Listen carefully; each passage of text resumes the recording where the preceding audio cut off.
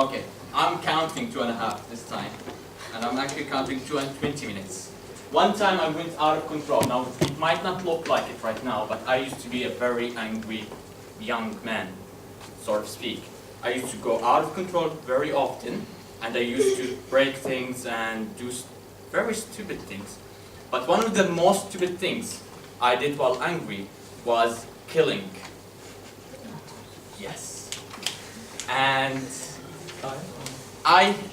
just like to tell okay, I'm not a serial killer right now, okay? I didn't kill a human being, I killed a spider.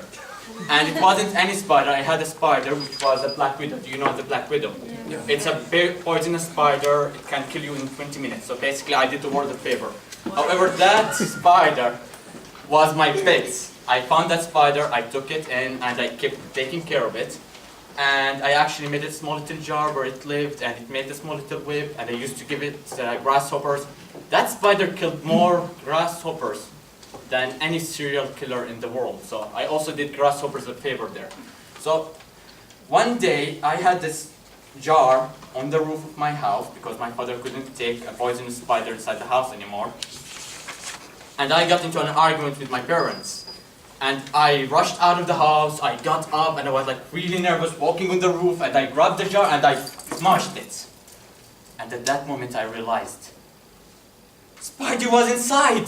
I went on my knees, I looked between the dirt and glass pieces, and I found this small little spider, or what remained of it, stuck to another glass piece.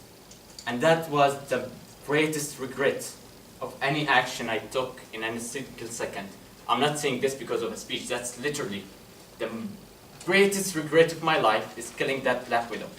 Because I felt so sad, I started crying and I kept crying for at least an hour before carrying the small little glass piece and going down to the yard and making a hole and giving it a proper funeral with no attendance at all.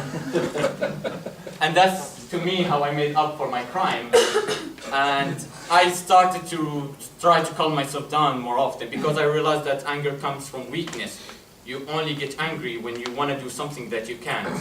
If you have somebody in front of you and he made you angry, what you really want to do is just punch him. But you can't do that, that's why you get angry. You don't get angry because you want to punch him. You get angry because you can't. And anger comes from weakness, and I choose to not be weak. Thank you.